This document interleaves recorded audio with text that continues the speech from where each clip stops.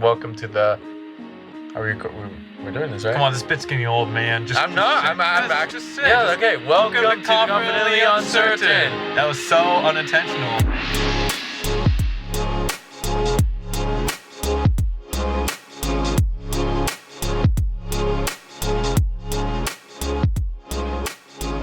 Hello and welcome.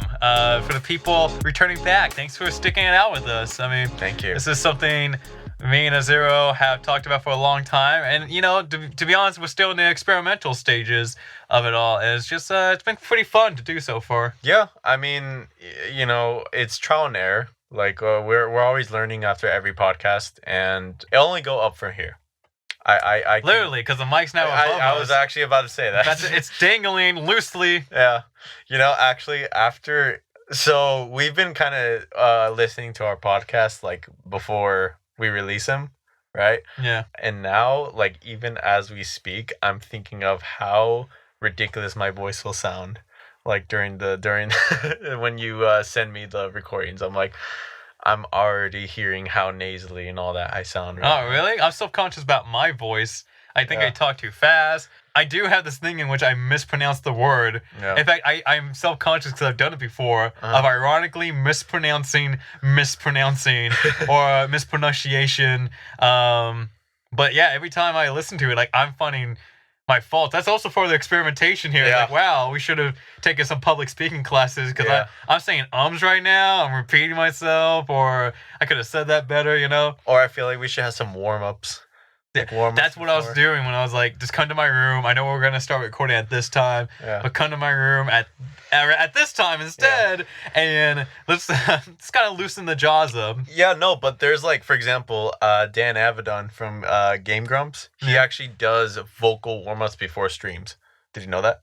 No, I didn't know that. Yeah, he does that. And the reason I know this is because we mentioned this, or I mentioned this in the previous podcast, Super Mega podcast. I guess they're still kind of sharing the same space right now. Mhm. And Dan was like doing his vocal warm-up so loud it actually caught into like the Super Mega podcast. And I'm like, yeah. oh my goodness, Dan is doing that shit again, like warming up for a stream. And like I'm like, No, I see. well, he sounds very articulate on stream and all that, so maybe that might help us. I took a speech class, and they said, and it was like a early afternoon or maybe morning class. Regardless, it was people's first class, and she did recommend, like, don't make the first thing you say be your speech. Like, do some type of warm up. She said, like, if you sing in your car, sing the whole way here. All right. Yeah. Just do something to stretch the mouth a bit, and that's also a warm up in acting too, like the chew the gum, like loosen the jaw, and I guess, yeah, I mean, you use your mouth to talk, and Yeah. you can't just like you want to just jump onto two plates on a bench, so you shouldn't just like jump into your full on speech or podcast. Yeah, that's a you thing. I mean, Whatever. I warm get. up, warm up with 2 plates. Oh, you're talking about working out. I wanted to sneak that in there, and then you stop like, okay, Azero. Well, yeah, I mean, No, I I'm get. gonna I get stand what my you're ground. I'm gonna stand my ground. All right, I'm not gonna let a bully push me around. You guys don't know how many times he threatens me off mic. saying. Yeah. Oh, But anyways, but with that said, help me. With that said. all right. So let's jump into this. You are gonna try a new technique in practicing your art. Well, not specifically my art, but my way of scheduling when I get stuff done. Because how I do things right now. Why are you doing that? Why am I doing what? You're bobbling your head up and down, saying. Because I'm listening. Okay, but you never done that before. It's just kind of weird. Can you please stop doing that? You are the only one seeing this. All people know is that you just decided to stop and ask me what I'm doing. I know, but I'm gonna keep hearing, and then like my speech is gonna be like. That'd be funny to find out, like, every time we ever heard you like doing a pause or unsure of what to say, like you seem distracted. It was because I was always just fucking with you on the mic, You're the only one who knows. Yeah. Keep talking. It's not fair. You always edit this out. It just makes me seem like I don't have confidence, like I'm a nervous Nancy. But what I was saying is, right now, what I do is I finish a certain project every week. just one. Now I devote all my time to one. I'm sorry to interject, but what do you define as a project? A project is like, for a specific example, like finishing a comic like Lifeguard 101. Oh, okay, so that's like a standard 3 panels there. 3 or 4 panels. Okay. Right. So that like a whole week would be actually sketching it, then inking it, then coloring, and then kind of going back to it in fresh eyes, revising. Right. Okay. Yeah, I only asked because, like, you know, for all we know, your project is actually like a very detailed mural, you know, and it's like once a week, you know. Yeah. But that's something to consider. That's that like true. that your project doesn't mean it's something huge. It just Yeah. mean it's something. Oh, what would you say? Like it's something you put your time into, Right. and there's a lot of effort, and it's something that takes work, and you finish it. I guess specifically you'd call it a piece. A piece. Like for illustration wise. Yeah. Well, I'm working And you say you give like a main piece you work on for the week. Yes. Everything else is just like that's your side piece. Right. So yeah. So tell me about your side pieces. You're freaking. You're smiling. I know. I know. And he's like, "Hey, no one can see this, but still, it distracts me. I know what you're saying. Talk about your side pieces." Yeah. Okay. Is this like a punishment for being interested in your craft? No, but you're doing. Okay, guys, if you don't know, Nick, personally, he always, whenever he's setting up for a punchline, whenever he's trying to fuck with you, he always does this smirk, this smile. He can never control it. Oh, I can't. It's my giveaway. I know. so it's the reason like, I can't do crimes. You know, they'll be all like, "Serge, you robbed this bank." And I'm like, I don't know. I don't know. I come off like that vicious, the very vicious and flamboyant villain. Like, so Captain Sunshine, we meet again. You know, I can't help it. That's why whenever you fuck with someone that doesn't know that you fuck with people, I immediately, when you start doing it, I'm like, oh, here we go. And they're like, what? Yeah. He's interested in do you me. not see? Do you not see what he's doing? And they're like, no. Like, he just keeps going and going. And I'm like, yeah. Whatever. But, okay, I'm going to talk about my illustration. I'm going to call it projects now because I don't want to say it anymore. My illustration projects. Oh, here it goes about his pieces again. We're never going to get through it. So... Look, if I don't interrupt, this is not going to be an hour-long podcast, all right? Let's be honest. We talk about these things. True. It's really just 10 minutes. That's as long as we need to talk about our passions and our arts and you know, without the interruptions, you know. Just imagine that. Just imagine a podcast like that. Like, I actually get from point A to point B in like 5 minutes, and we're like, and I'm like, you want to like hear a pun? Oh, and then like, I hate it when podcasts do this. In the midst of a podcast, they're like, we need topics. Oh yeah, we need topic. What do we talk about? Mm-hmm. Okay, and it's like that totally gets you out of the zone.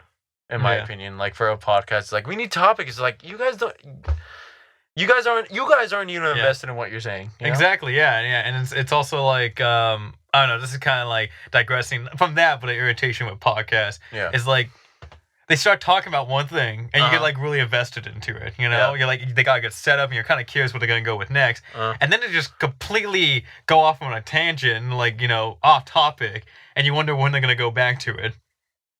Yeah.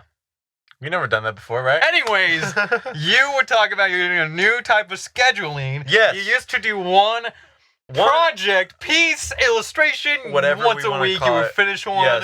Yes. I would do one every week, okay? I would finish one every week. So what I'm going to try to do by next week is I am actually going to schedule out the time that I have, which is usually about like 3 or 4 hours.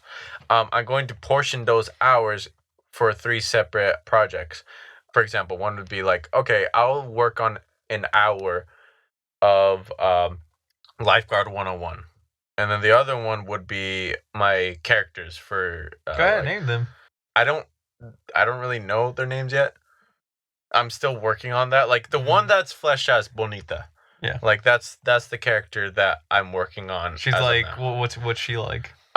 She's a teenager who a Mexican girl who loves punk, And like her background is basically she was raised in a Mexican heritage, and all of her family's like diehard Mexican culture type stuff. But she's kind of like the black sheep, in which she really loves punk. She really loves expressing herself in music, of punk music, and her family kind of disapproves of that.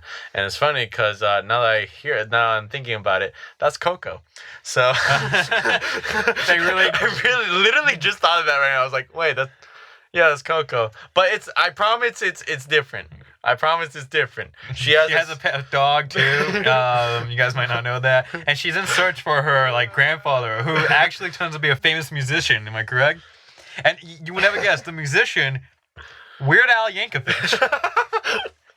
Weird Al. Yeah. You just imagine like, hey, go back to your music. Why don't you? Well, you clearly never heard Weird Al talk. Yes. I only heard him. Well, he has like a very. If I never said Weird Al before you did that impersonation, no one would be like, that's Weird Al. The only time I heard him talk is on the Game Grumps episode. All right. Hey, but I'm also curious. Okay, so because this also kind of help us think about what these what is considered a project for you. But like, what do you do with a character like Bonita? That's like, are you making comic strips of her? Are you just making illustrations to show like a little window of her life, or what? Yeah. So right now, what I'm working on is pretty much color sketches of her life. Whether it kind of shows her personality. Recently I posted some with her like for example, the first one was like her shopping with her mom. Right, and her mom's like picking out dresses for her, but she hates dresses, and you can see her disgust in dresses. Then there's another one in which she's like jamming out in her room with her guitar. Yeah, and then it's like, and like her family's like, turn it down, right? And then the third one's like her in a mosh pit, like, so stuff that kind of relays her story, but also her character. Yeah. So I'm working on that, but I'm also working on like basic concept art. Stuff like her facial expressions, her costume, and even working on some like costuming and facial expressions. You would consider that a project as well, right? Yeah, pretty much. Okay, so you're like, 4 projects you could work on. It could be something like Lifeguard 101 comic strip, yes, a illustration of Bonita, a face sheet of Bonita, and like, it doesn't have to be like everything's an illustration, everything's a comic strip. It's like, what is something that's getting put in this portfolio of this character? Yeah, a specific example of this. Next week, what I plan on doing is working on the next Lifeguard 101. Another one would be another illustration of Bonita.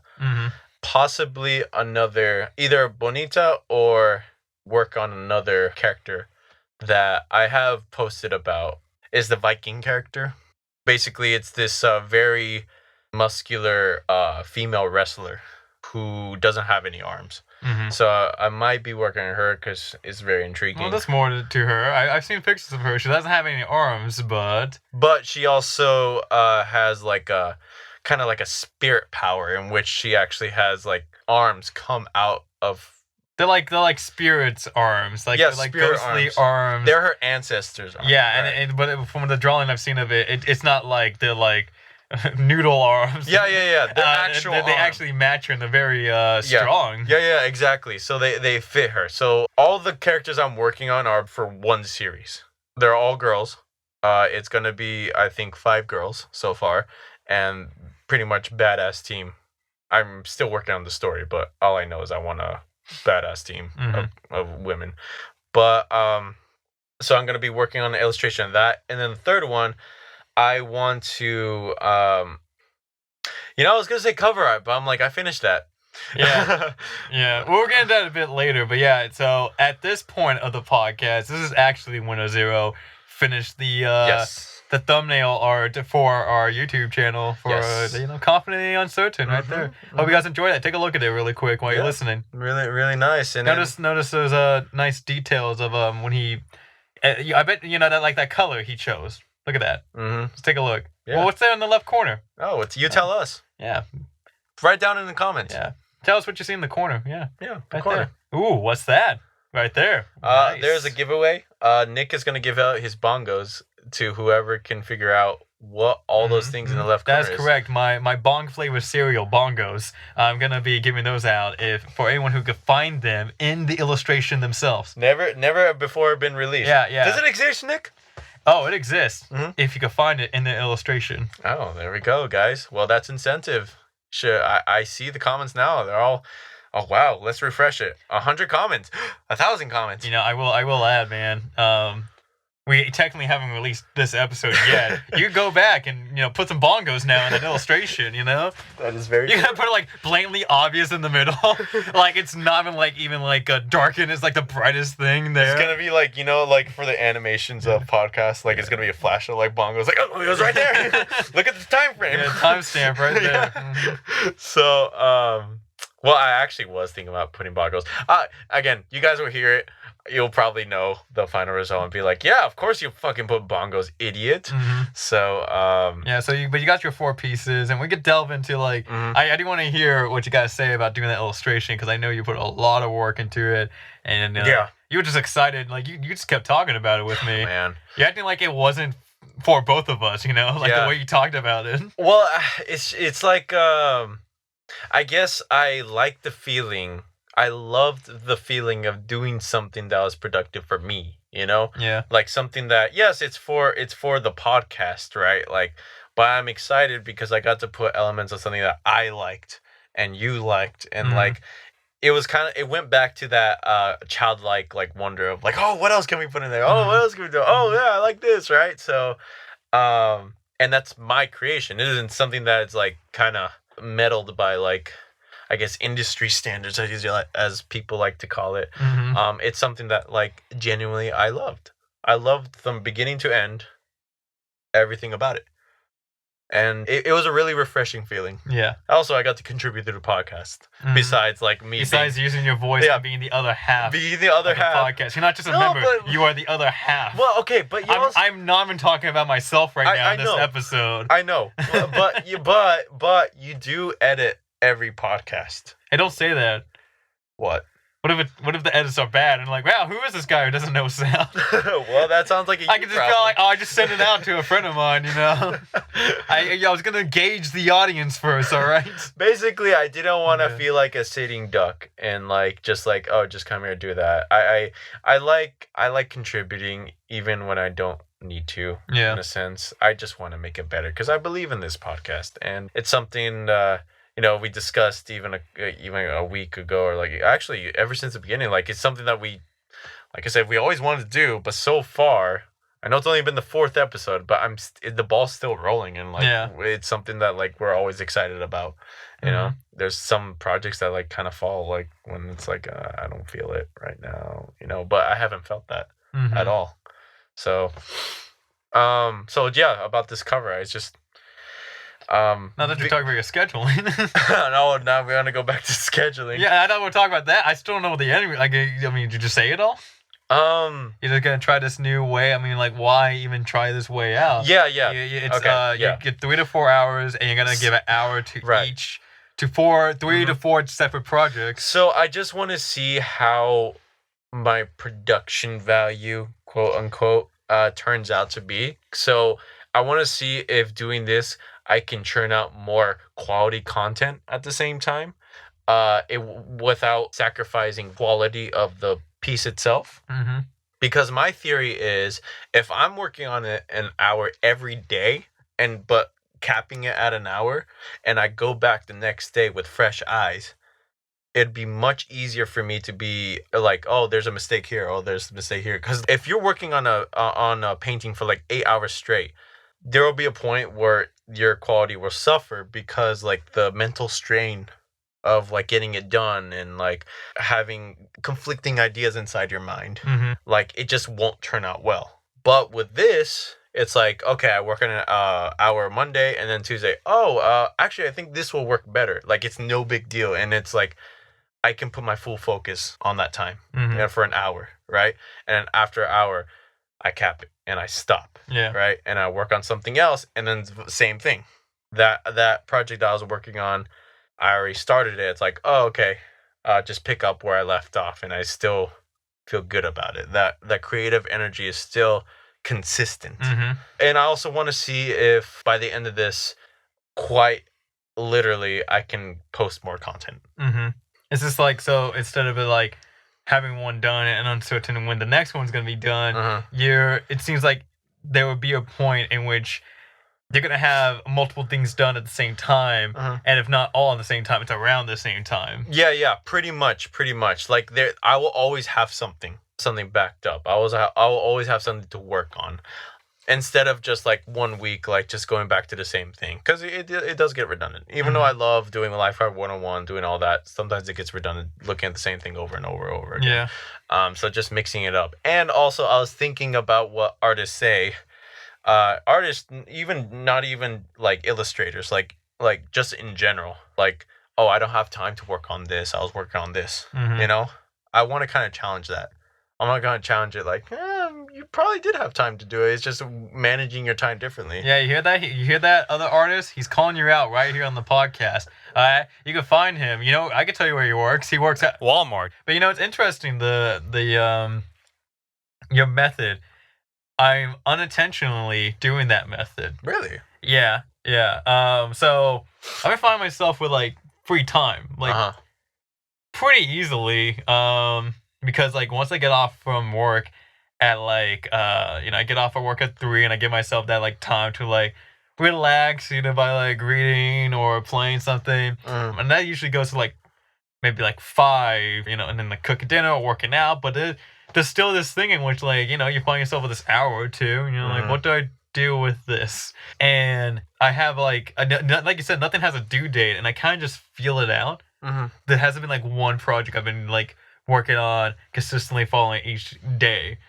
So that's why I'm like, it's kind of like I'm doing the same thing, because what I'm doing right now is I'm editing a script, one of my old scripts, just to adjust it with what I learned and my style and what I think flows better, and just overall going back to it to make sure it's like, is that still good?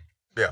And then I'm writing a completely new script, and so I am flipping back between both of those. And then I'm also working on the sound of Hyde, and even like keeping that communication with Ian, the sound mixer. Along with that, I'm also editing these podcasts. Right. So I'm already on like 4 things, and each one of them kind of has their own time to it, because I mean, I try to get at least a draft ready for us by the following week when we recorded. And as for like Hyde, I mean, I want that done, I want that done. Yeah. So I'm gonna keep working on it. But it's also like I enjoy creating stories and thinking of these new stories. So that's why I'm writing that new script. And then for editing the script, it's just like I've actually had this feeling of like, oh, I want to share this, but is it really ready? Yeah. And I'm giving myself that reassurance of it is. And I got this goal of like, I want to share it with our friends at that, our community of Sis, and just be all like, hey, if you guys want to read this, I'm just putting it out there, Yeah. Because you guys enjoyed it, and I want to share it more. And then, so each one kind of has their own goal with it, One's like, I want to finish this new story, because I want to. I want to finish Hyde, because, oh man, it's been so fucking long, Let's just get it out there already. Yeah. I want to complete these. I want to. I'm not doing it on purpose, I brought. Anyone else hear him say bullshit in the middle of those cops? Huh? You're gonna put like a little bullshit, like. Oh, you mean like those two? Cough. Yeah. Thank you. You provided me your voice. I didn't cough while saying that. Okay. Yeah, I'm gonna slip it in underneath. Okay, but it's like yeah. I mean, even the Odd Job kind of has this like, I want to show it to people. It's got this priority and kind of like this soft deadline to it, but everything's like has a reason to finish. And yeah, I don't do it like, I don't work on multiple in one day, but I do work on all of them within the week. Yeah. Oh man, like I'm just imagining how that would work, because for me, like, an illustration I can get done in a week, right? But for script writing, like that's a lot of work. Like that's editing over and over, right? It's only as much editing as you put onto yourself, and if you're me, you put a lot into yourself. Yeah. I one time I follow like this screenwriting page or something, and they asked the question, when do you know your script is done? And I commented, trick question. no writer ever thinks the script is done.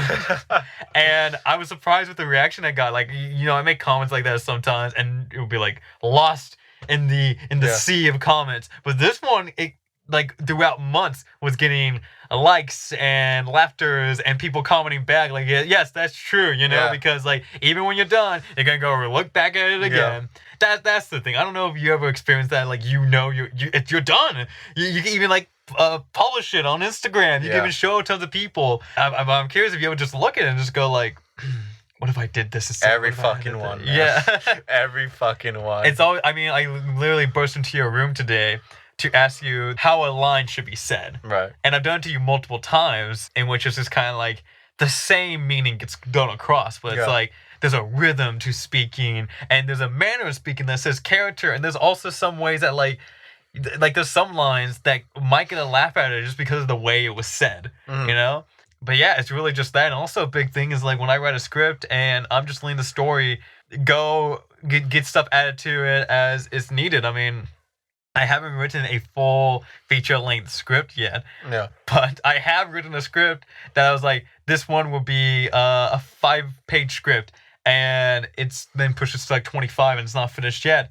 And I'm like, oh shit, is this a bigger story than I thought, That's another thing. I just never know, like, when is it actually going to be done? Right. I guess, well, okay. Let's say if, like, you said you were unintentionally doing that schedule, right?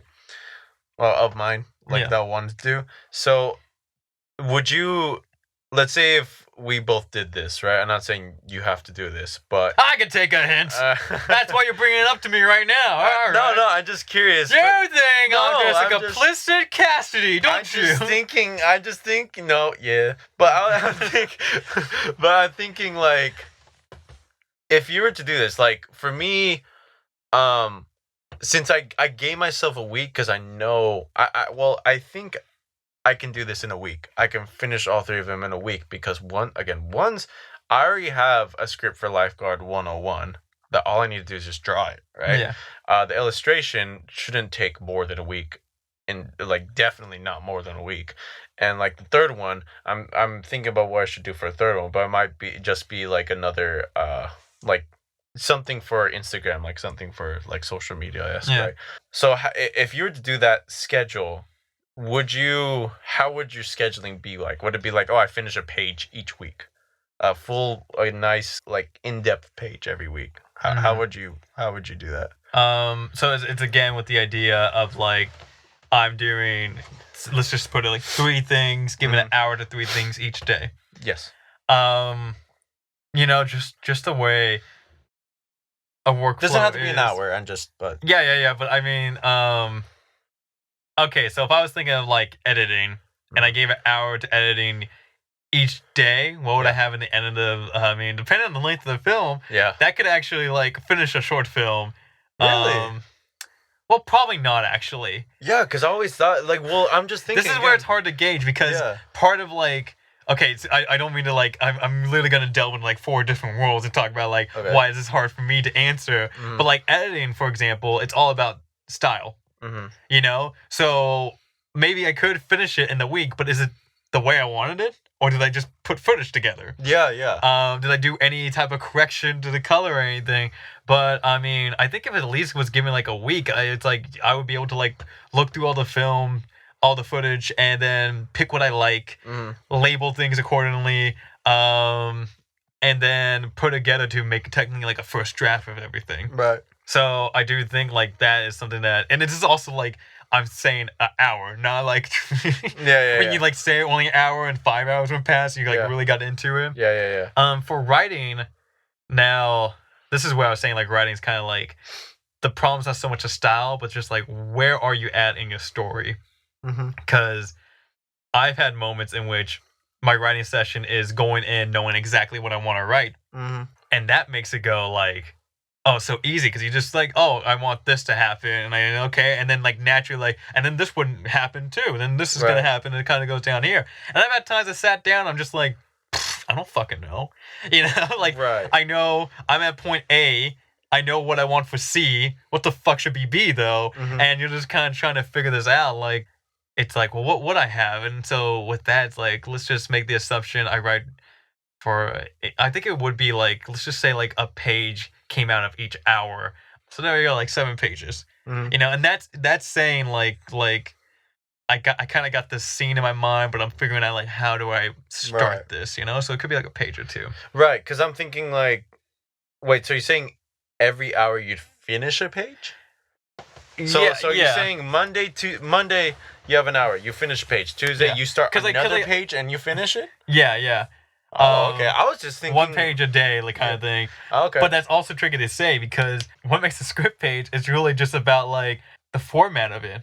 Right. I mean, I guess the best way to put it is that like when writing a script, and I don't know if anyone out there has ever read a script, seen what it's like, but like for example, the dialogue's in the middle, and if you could write like Greg and underneath the line hello, and then when you do the next character right there, Greg and hello took, including spacing, like 4 whole lines. Got you. And if you just made that like a heavy dialogue scene, like, well, now you have a page, but it kind of went by pretty fast. And the most recent thing I written, I felt like very proud of it because it was technically a whole scene.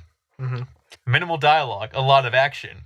And what action would take up, it would just go all the way to the end of the page. So I wrote more than I would have written for a dialogue, and it would take up less. Right. So this 1 page, if it was a lot of action, might take longer to write than like 1 page that was mainly dialogue.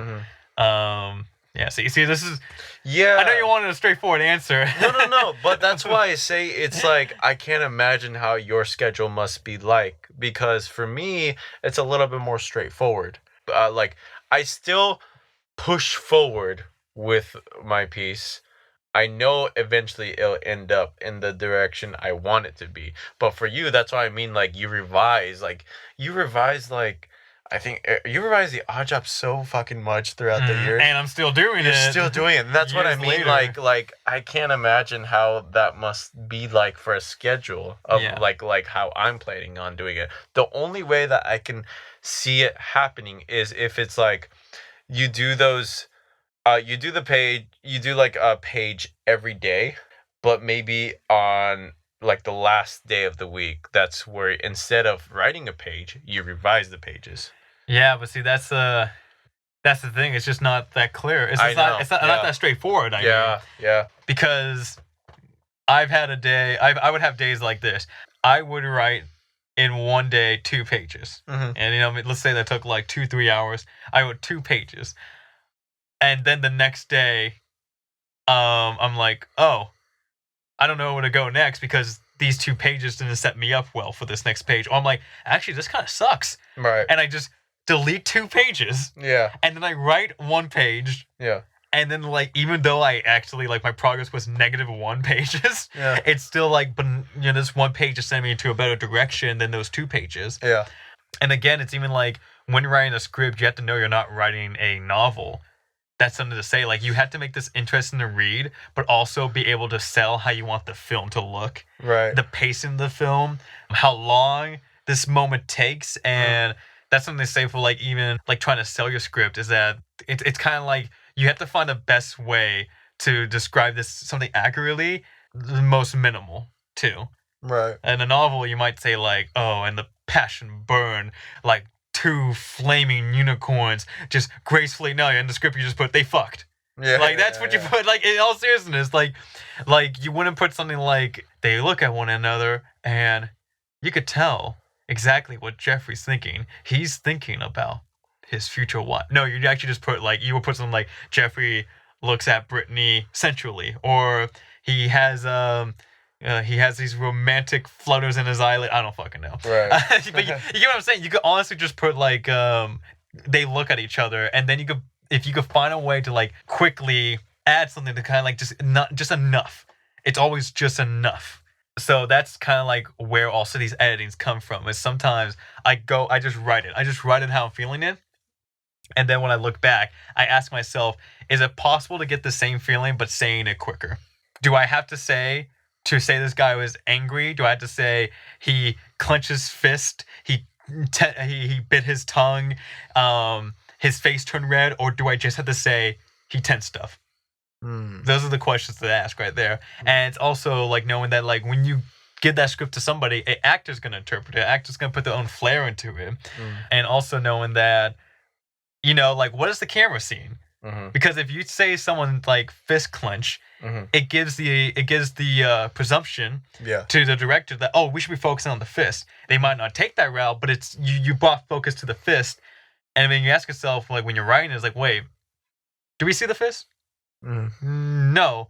Is there another way I should say this? Like, maybe the shoulders shot up, or like the back tensed up. It's maybe something that's just more about the body itself, right? Which might give the director more leeway. It's like, oh, the body's just tensing up. I'll show anything of the body.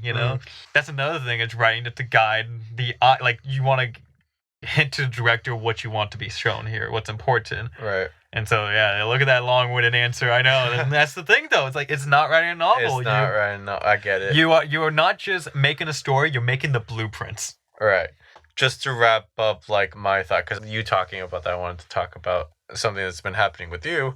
But basically, I'm gonna from today, which is Thursday, I'm gonna try it from today till the next time we record, and then I'll see. I'll for the next time I'll say like how it went and all that. Yeah, I'm actually keep going. Looking forward to that. I'm glad you said you're gonna try it out for a week, because now. And I kind of hope you keep trying it out, because then we get like this update of like how's this working out for you. Yeah, how's it working out? The pros, the cons. Like, if I want to keep going with it, maybe if you have suggestions, modify it, all that stuff. And maybe by then you'll also hear that I wrote a whole half a page in my script, which is a whole solid one too. If you want it all together, I wrote 20 pages, but the end result is half a page. It's very true. I've seen your writing process. It's like, oh my goodness. I want if I could find it, I would show you the email chain I gave to one of our friends, because I wanted their opinion on my script, and they were a writer too. And before they could even get to it, I sent them 7 drafts.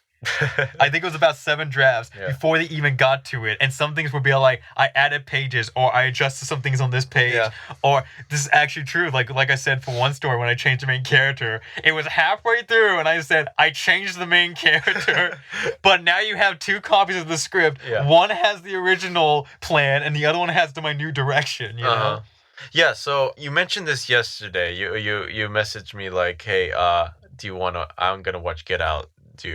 Basically you were asking me if I wanted to watch it or something, but you said that you read the script beforehand. Now I wanted to know more about that, because it seems like from the way you're describing your process, I feel like now you're thinking more critically about the way that you describe things now, like in your scripts.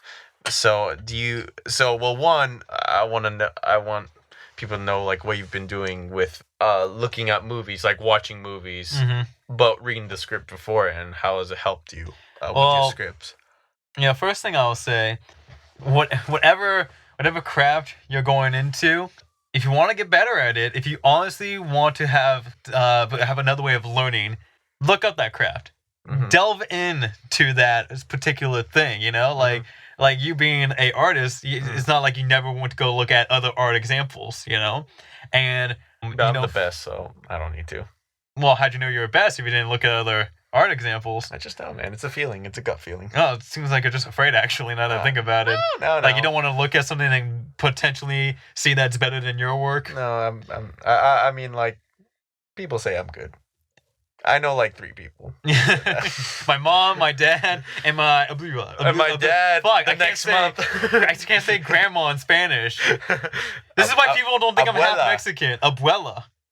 Oh, umbrella? Okay. Real, I think I know why. Like, it's like you're saying it, but it sounds weird. I think it's because you exaggerate some portions very, very often. Abuela, like you're doing that. That's probably why. I had this conversation with another half Mexican person who similar struggle, didn't get raised with Spanish, and it's just like, you kind of just say some things like softer.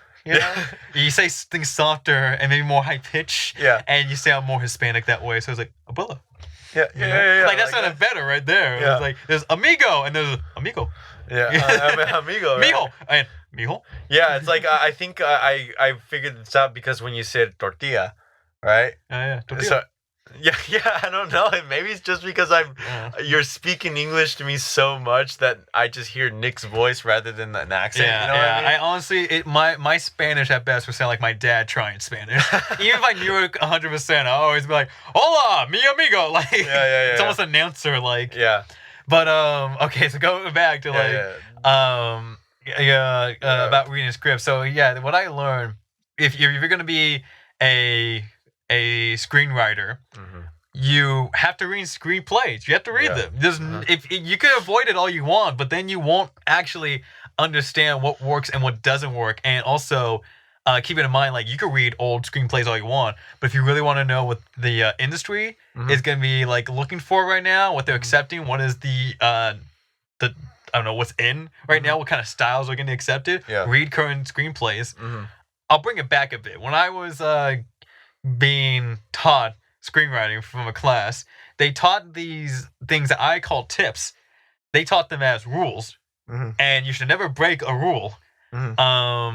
And so I learned these rules, quote unquote, and I'm reading scripts, and the whole time, no matter what it could be, it could literally be a script written by Quentin Tarantino. I see that, like, they say that it's called a rule of 7, in which every 7 lines you switch. So 7 lines of dialogue, do action. 7 lines of action, like, don't let it go past 7. And I hear people say, oh, now it's only 5. But it was like I would read these scripts, and he's very good at writing dialogue, and he writes a lot of it, and there would be nonstop dialogue for like a page or two, and I couldn't get past that. And like I would repeatedly say, he's breaking the rules, this doesn't make sense, the script must be shit, I must be reading the wrong script. So instead of just immersing myself into it and saying like, hey, this script got made and this guy's highly praised, I instead was like, people must be wrong and there must be a fluke in the system. But after reading this book called it's an ebook, so you can find it free, the so-called screenwriting rules, and they explained to me, like, see these all as tips, and here's why they say these are rules, but really you can find examples of people breaking these rules constantly. Right. And even like showing the history of screenwriting, like how much it has changed, and showing that it's like it's always changing. Right. So I read that book, and I went into reading scripts differently. And I just accepted it however it was. And I would just ask myself, like, okay, you know, because one thing they said in the book was a good script is a good script. If it could be written in crayon on a napkin, if it's a good script, it's a good script. If it's a good story, it's a good story, you know? Right. And so I went into these scripts just saying, like, let me read this as a story. And am I getting to know everything I need to know? Yes or no, you know? Does it matter if I know the color of the couch? Does it matter if I know like exactly what this person's wearing? Or am I getting the understanding of the story? And when I was taking this class, I remember getting notes of like the focus would be like on one character. I'll say real characters, I wrote names, but there was like be 2 characters, like, or 3 characters: Ramirez, Sancho, and Jorge. And I'll write a character that's focusing on Jorge and Ramirez, and the teacher will write back is like, but what's Sancho doing? Sancho's in the scene too, so how is he reacting to the scene? And I'm thinking like, okay, so I had to add more to the script and ruin this pacing of like what was a fast-paced comedy, because I also had to say what Sancho was doing, and stuff was coming off very repetitive, because it wouldn't just be like Ramirez does this, but like Ramirez, Sancho, and Jorge all stand, or Ramirez and Sancho conversate while Jorge's off in the distance. Like it just became like so tiresome, and if things felt unnecessary to put in. They would even say stuff like, the scenes are really good, but what's the thing we're hearing right now, you know? Okay, this is really good, but what are they wearing? Like, oh, what's their pants like? Like, one thing they would say, too, is, like, you can't just say they're happy. Like, how are they happy, you know? And that's something that I could delve in a bit more, but it's saying pretty much these things you cannot do. You should always be in detail. And the truth of the matter is, detail can be nice, but at one point, we get it. Yeah. You know, like, we don't have to hear every time how they walk. Like, they walk very calmly, you know? Right. It's like, they walk as if nothing really matters and it's fine. But then at one point, we get the character. You could say they walked, you know? You know, you don't have to try to find this new creative way each time. So I would read these scripts, just taking them as good stories, and then I'll ask myself, like, okay, so did they break any of these quote-unquote rules? And if they did, did it affect my reading experience? Did it affect how I understood the story? And with the scripts I've read, most often it's like, no, they didn't, Yeah. They didn't affect it. Like, I was told stuff like, we have to know the outfit they're wearing in each scene. And then when I read the Get Out script, I don't think he actually said the outfit the main character wore once. But reading the script, there was other things that told me who the character was. Yeah. Like, this character is just very he's a cool, calm character. He's really just a reactive character. And I don't need to know if he's wearing a jean jacket or not. And you gotta know that since this is the blueprint, you're gonna be working with other people. You could, if it doesn't matter to you what they wear at that moment, or it doesn't matter at all, you're literally going to be working with people in wardrobe who will discuss things with you and figure out where to go. Or if you're like, even the reason why you go to a director is because you may see a story and the director is going to find a way to visually make that story as well, Right. So you're not caring about what sweater they're wearing, but the director's going to look at it and be like, shit, this is an angry scene. Well, what if they wore red? What if they wore a red sweater? That's a very aggressive color. Like, that's their decision. And yeah, I mean, it was just looking at these scripts and literally Get Out won a award. It is like, wow. And they fucking told me these were rules. Like, I had to fucking do this. But yeah, I mean, it's just, I really like the process, because what I do is actually I find a movie I've seen before and I read the script. And then I rewatch the movie. So, first thing is watching the movie just because I want to watch the movie. If I find I really like it, I then make the effort to read the script. And with the scripts I've done so far, it's been a while since I've seen the movie. So some of the scenes I don't remember exactly, or I can't visualize it that well, which is kind of a good thing, because then I'm not just adjusting it in my mind about how they wrote it. Right. I'm not just saying, oh, now I remember. It's like, oh, so it's kind of like this. Okay. And I'm like, am I getting the same picture in my head? Am I getting about the right idea? And then also noticing those wow, one of my favorite details in the movie isn't even written in the script. It's like you find out some details wouldn't even add it in the script, and it's okay to kind of add that as you go through. And then rewatching the movie, I guess it's just re-experiencing that only differently. Like, you read the script and now you're seeing the movie, you're seeing that final product again. I just find it a very interesting experience, and it's it's also interesting. I have read bad scripts to great movies. I sit there, I'm like, it got picked up. That's something to keep note of. But this is not just you're breaking the rules. You should have taken some of these tips though. Yeah. This is kind of bad. No, I'm actually so amazed how you portrayed it, because I can completely relate in an artist aspect. Yeah. How you said that in school they teach you certain rules, and then it's your example of your script with Sancho and Ramirez and what is Sancho doing this whole time, right? And you saying well, you don't really even need to say that. It's kind of the same idea with my paintings, right? Especially in the concept art world, or just the illustration world. Basically, why fix something that's not broken? Yeah. The question is it following all the rules? Is it good or not? Yeah. And if it's not good, don't solely think it's because you didn't follow the rules. Yeah. Actually look into it and ask. Had these conversations with people. Well, what do you think can be improved about it? Yeah. Instead of just jumping to it, because imagine if I wrote a script and someone said it's bad and I was like, it's because I put 8 lines in this paragraph. Yeah. That's the only reason why. Maybe my character sucked. Yeah. There's been plenty of times where I show a painting to someone and I'm cringing because I'm I did this is wrong, because I'm trained by industry standards this is wrong. But when I show it to them, they're like, oh my goodness, this is marvelous. This is almost perfect. I'm like, really? Yeah. You don't I don't say it out loud, but I'm you don't see all the mistakes that I made regarding to, oh, there's a tangent here, there's this pigment of blue sucks or anything. It's no, it works out well. And it's kind of even the cover art, right? Yesterday I was hey, this scene's boring, but you were no, it actually works out really well. Yeah. And I looked at it last night, I'm no, actually, he's right. Yeah. Yeah, it works out well. That's me when I was saying, you go back and, I'm not done with it. Yeah. I need to edit it again. Yeah, but I was thinking, in that way that I was taught. And this is a journey of, kind of branching out of that and having confidence in my own artistic ability. I'm not saying I don't use those tips. Yeah. I still use them, but it isn't something that limits me. Actually, here's a question for your scripts. Have you ever read a script for like class or something like that? Like you switch scripts with like another classmate and all that, but you can tell like this script was written in a grade based format. Like they added stuff just for the sake of getting a good grade, rather than like, oh, you didn't actually enjoy this process, or you didn't actually believe in this story. You know what I mean? Yeah, I know what you mean. I can't say I've experienced that. Okay. There's a part of me that's like, no, I have, but I don't have any recollection of it. I don't.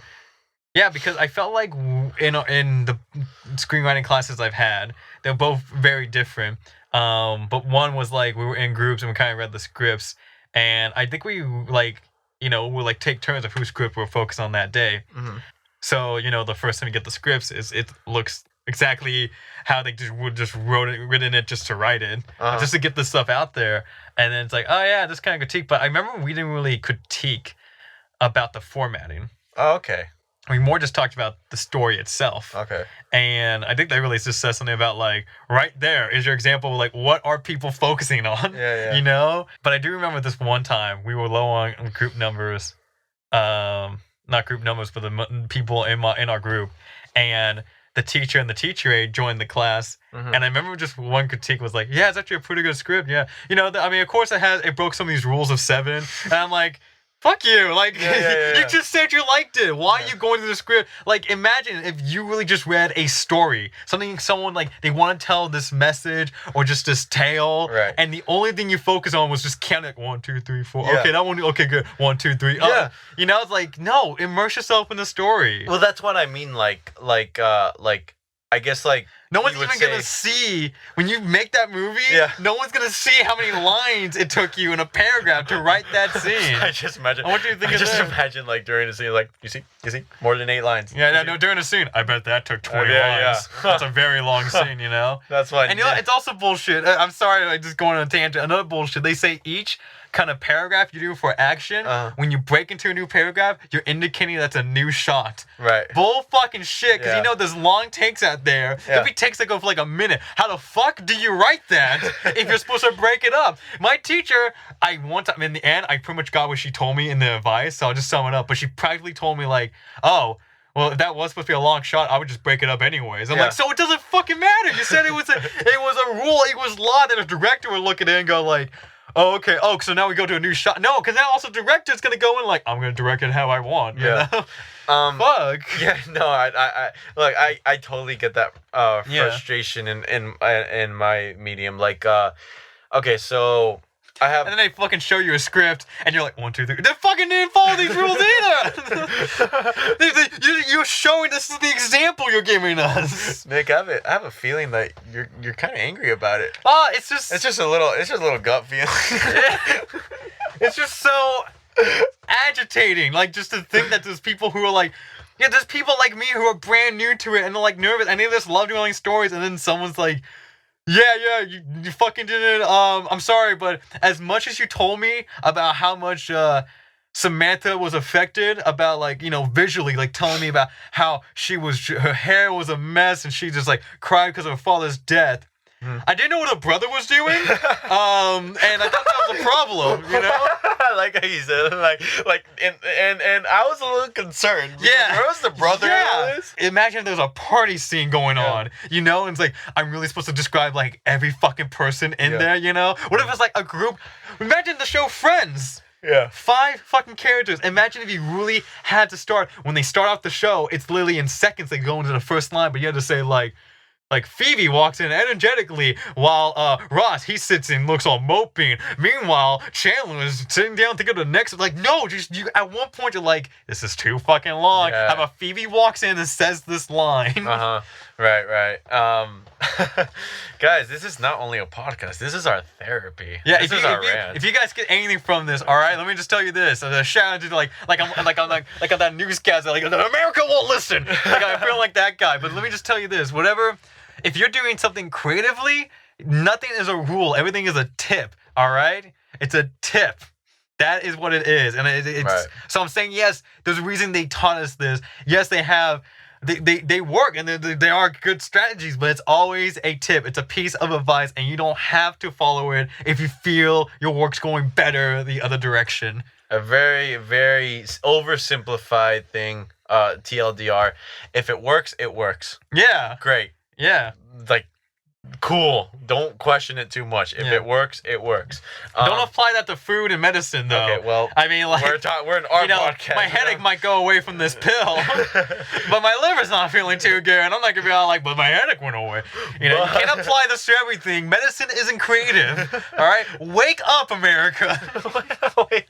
Wake up, America. Why do I feel like there's supposed to be a theme song right after you say that? I like slowly. Let's just put in the national anthem right there in the background. All right, because I tell every creative person out there, fuck society. Am I right? Now that sounds like we need some Rage Against the Machine. I literally what I was gonna say, dude.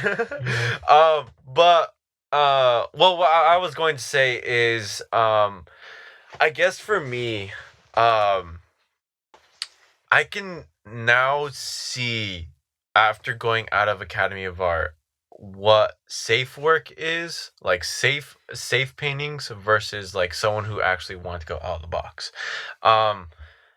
Because I was definitely in that same zone for a long time, like during Academy of Art. Like, okay, I gotta do this posture right. I gotta make sure I get a golden ratio right. Mm-hmm. Like, there's like all that stuff. And then I'm looking at like the professionals, like on Instagram, on ArtStation, like Twitter and all that, and I see all these like super popular paintings. I'm like, what? He didn't do that right. Like, this isn't the color scheme that's supposed to. Like, this isn't complementary colors. Like. But it works. Yeah. It works. Like, and this is a professional that's like, okay, hired by Blizzard, hired by Riot. It's like, like in my split second mind, they're like, they don't deserve that position. But wait. Yeah, basically. But it works. If you find yourself, you are critiquing people who are getting hired for it, And I don't mean like if they make shit and you're critiquing, like, but literally people who is like, it's worked for them and you're still critiquing them. It's like, reevaluate your standards a bit right there, you know? Because we were both those people. I'm fucking saying, well, Quentin Tarantino doesn't know to write back then, It's like, no, he fucking knows his shit. I should have listened to him. Yeah. I should have seen what he was doing. There is a popular artist. His name is Ross Tran. He makes a lot of like fan art and like Disney-esque type, Disney-esque / anime type feel towards his paintings, and he's really well known in like the industry, like Disney, Blizzard, Riot, Bethesda. Like, everyone knows him because of his unique style, like a very, very, very fluorescent, very like colorful and all that. But if you look closely at his paintings, like every little speck, it's like... You will see a box of bongos. Yeah, that's right. You have to look close enough. If you find it, though, you get a free box from him. Yeah, limited edition chocolate flavor. Mm-hmm. Has no hint Choco Bongo. I like that. Bongos, yeah. But if you look closely at like I guess you can say the quality of his finished pieces, you'll see like they're actually not finished. He just focuses on the focal point.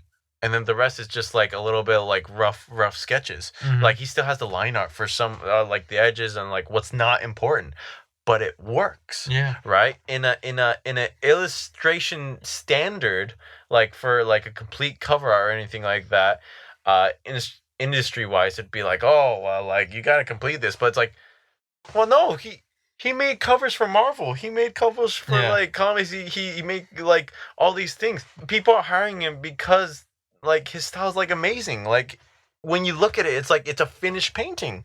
I think it's a finished painting. It's like, well, I'm not gonna. If I feel that way, why am I questioning it? Yeah. And I'm kind of going through a similar process of what you're going with, like script and then watching the film. It's like I'm looking at the painting first. It's like it works. And I'm looking at it specifically like, okay, well, it looks like I need to take this approach rather than focus on this, right? It's like, oh, the background is still sketchy, but it works out because the background's in the background, right? Mm-hmm. No one really cares, right? If you sharpen everything out, the viewer won't know what to look at, right? Everything's in focus. Like, where the fuck do I go, right? So that's just one example. And you described it as like, that's almost the same exact process I'm going through right now. I'm learning to like, take those chances. Yeah. If something works, it works. Right? So, really nice. Yeah. Nice. So now I know exactly why you do what you do. And it's like, oh, that's really cool, and like you enjoy it doing it. Oh a yeah. lot. And Yeah. like I could see the progress even in your scripts, like doing that. Yeah, right there. You hear that, everybody? Those are the stomps of the end time, you know? All right. Right there, when you hear those stomps, that means, our parents coming back, and they're wondering, they're hoping we're not podcasting again, or else we're gonna get it. And I don't know about you, but now I'm hearing the shower of end It's times. really Yeah. really like, come on, guys, wrap it up. Yeah, they gave us a warning with the steps and the doors, so All right, we will see you next week. yes, we will. Toodaloo, Scootaloos. If that becomes